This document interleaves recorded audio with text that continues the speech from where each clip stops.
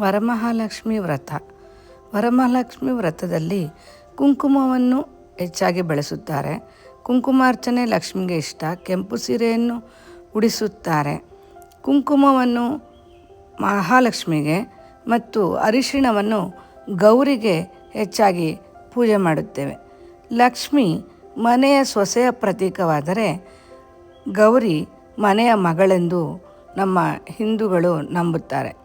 ವರಮಹಾಲಕ್ಷ್ಮಿಯನ್ನು ಪೂಜಿಸುವುದರಿಂದ ನಮ್ಮ ಬದುಕಿನಲ್ಲಿ ಎಂದಿಗೂ ಯಾವುದೇ ರೀತಿಯ ಹಣಕ್ಕೆ ಕೊರತೆಯಾಗದಿರಲಿ ಎನ್ನುವ ಒಂದು ನಂಬಿಕೆಯಿಂದ ಎಲ್ಲರೂ ಸೇರಿ ಒಟ್ಟಾಗಿ ಸಂತೋಷದಿಂದ ವರಮಹಾಲಕ್ಷ್ಮಿಯ ಪೂಜೆಯನ್ನು ಮಾಡುತ್ತಾರೆ.